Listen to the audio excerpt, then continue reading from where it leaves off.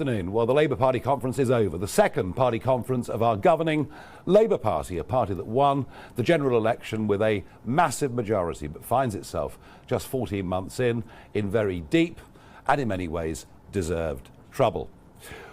It's been an extraordinary conference. I've been watching party conferences for half a century. Never before have I seen one name so dominate a conference, and the remarkable thing is it's somebody that isn't even a member of the Labour Party. Yes, it's me, Nigel Farage, and I thought the Mac cartoon on the front of today's Telegraph summed the whole thing up rather beautifully. The sketch was two delegates leaving the Labour Party conference, one saying to the other, next year we're going to the Reform conference because they don't talk about Nigel Farage all the time. It has been obsessive, whether it's the Home Secretary, whether it's the Health Secretary.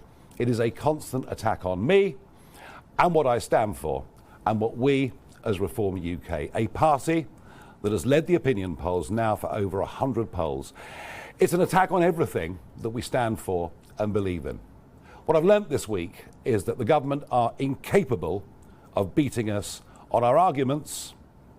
And as a result, the Prime Minister has decided to descend into the gutter and all of his cabinet with him. Let us be clear. Reform want illegal migrants deported from our country. And as I speak, a further 400 have crossed the English Channel today. Reform want the benefit system to be for UK citizens, for British citizens only, not for foreign-born nationals. Reform want foreign criminals removed from our country ASAP. Labour says these policies are racist and immoral, and by implication, Reform supporters, Reform voters, Reform sympathisers are racist too. Yes, if you think we should control our borders, you are, by the definition of the Prime Minister and his cabinet, all racists. Now, I don't normally worry about abuse being thrown at me. I've got kind of used to it over the course of the last few years. But to accuse countless millions of being racist is a very, very low blow. Why? Well, this language will incite and encourage the radical left. I'm thinking of Antifa and other organisations like that. It directly threatens the safety of our elected officials and our campaigners. And frankly, in the wake of the Charlie Kirk murder, I think this is an absolute disgrace. I used to think the Prime Minister was a decent man, somebody that I could talk to and chat to. We might disagree on worldview, but I thought he was a profoundly decent human being. I am completely shocked at his behaviour. I hope when he wakes up tomorrow morning, he feels ashamed of what he has done. This is a desperate last throw of the dice from a Prime Minister who's in deep trouble, a Prime Minister who can't even command the support of half of his own party. But I'm sorry to say, I now believe that he is unfit to be the Prime Minister of our country. His bizarre attempt this afternoon to invert patriotism and the love of flag was quite extraordinary. This is still the Labour Party of Gordon Brown. Remember that bigoted woman who talks about mass immigration? It's still the Labour Party of Emily Thornberry, who thought the Cross of St George on a van in Rochester was something truly awful. It's a Labour Party that could never accept any sense of English identity, even if it was more tolerant of Scottish or Irish or Welsh identity. Starmer says, I don't like or love this country. Well, let me say this.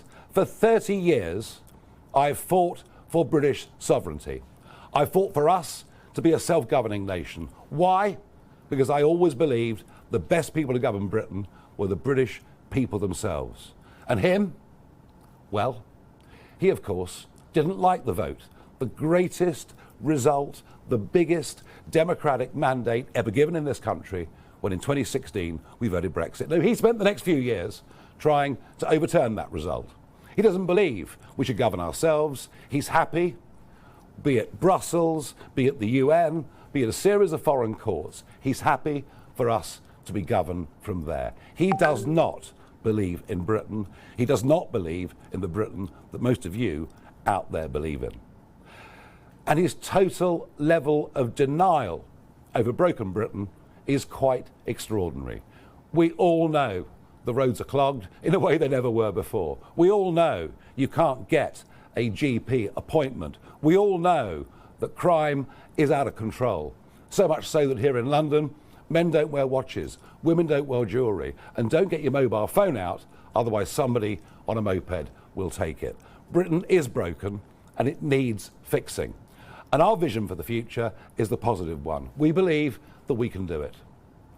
This Labour conference lacks any vision, and we are going to continue, I'm sorry to say, in economic, social and cultural decline.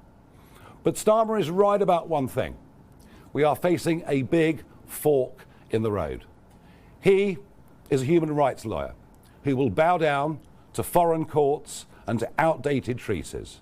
And he has no idea of the division that open borders have caused within our communities, or indeed the anger and a sense of unfairness that people feel over two-tier policing and two-tier justice under two-tier care. What he and the rest don't understand, and the reason we're leading in the polls, is this country has had enough of a failing, gutless political class. It wants real change. Now look, I'm not a vindictive person in any way at all, but reform will teach Keir Starmer and the Labour Party a lesson next May.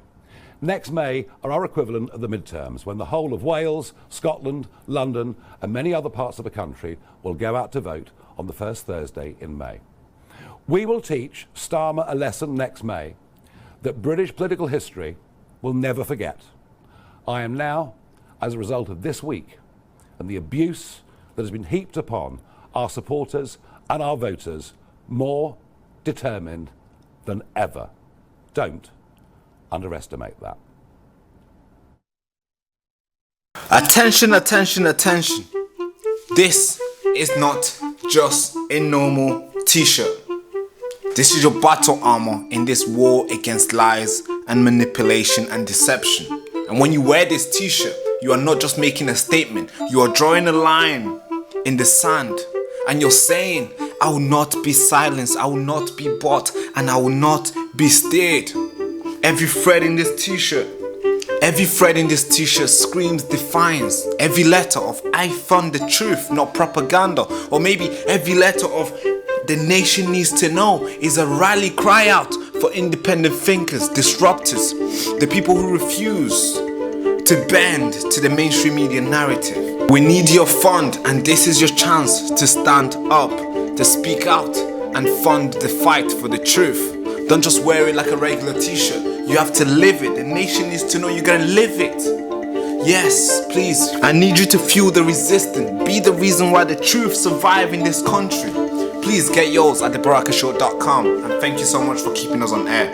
Thank you. In the shadow of the digital gulag, we fire up the truth cannon and blast through the lies. And the show host, Baraka Amuri.